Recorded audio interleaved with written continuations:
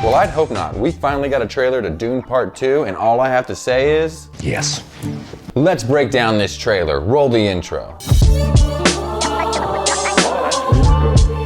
We finally see some sandworms, or Shai-Hulud as the Furman called them. But also, we're finally going to see Paul Atreides take control of his birthright. Back in 1965, when Frank Herbert released Dune, all these ideas were fresh and new. And I hate to ruin anything for anyone, but yes, a lot of Star Wars was kind of inspired by Dune and other novels. Lightsabers from Ringworld, and the voice from Dune is just a less weaponized version of the Force from Star Wars. And don't even get me started on the weird Jabba the Hutt similarities. But that's another video. I'm not saying this to bash my favorite franchise, but to drive home that Dune is one of the most epic sci-fi novels of all time that kind of started it all. I think that Denis Villeneuve will really turn up the heat in this one. This is his Star Wars, and he's just the guy for the job, if you ask me. Timothée Chalamet is going to have a wild year with this and Wonka coming out. Zendaya, I'm just happy to see her not doing a hypersexualized role. At first, I was like, cool, that's provocative, but now I'm like, Zendaya, you've had enough. Let's break down this trailer and see what Part 2 has in store for us. The trailer starts with Paul standing in front of a massive explosion that looks like it would easily destroy Los Angeles in one go. But it's just him having a bad dream, and Chiani wakes up concerned about what he saw. I'm here.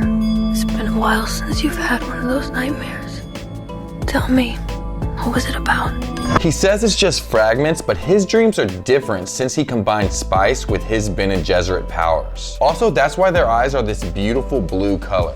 They're high as hell. I share my water with anyone that's a subscriber. Members get still suits. Super things get Chris knives. Absolutely none of that is true, but you should become a member anyways. Alright, let's get back to the video. Spice is a drug that has a lot of uses, but it's mostly used for interstellar travel, and Arrakis is the only place that you can find it. So needless to say, it's a goldmine of wealth and power. Paul's dad, Duke Leto Atreides, may have been too good at being a troublemaker because they sent his house to Arrakis in hopes that he'd fail and be wiped out by the former owners of Arrakis, the evil House Harkonnen, which in a weird way is kind of like the Bizarro Atreides. Everything is grayscale. Everything, everywhere. Anyways, you caught up on that? Good. Okay, let's get back to it. We see flashes of Paul running for a thumper, which calls sandworms. We also see a new Bene Gesserit, which if you read the books, you're not gonna like. And a huge hand-to-hand war in the sands of Arrakis. Nothing's clear. We see that it's decades later, and Paul, Chiani, and the Furman are still fighting the same war.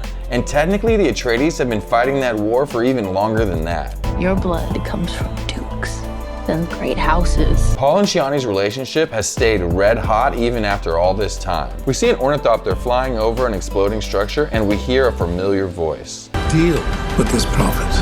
Send assassins. And we get our first look at Fade Rothra, who is a bit more menacing than Sting. No, not that Sting, though that Sting is crazy menacing looking. This Sting.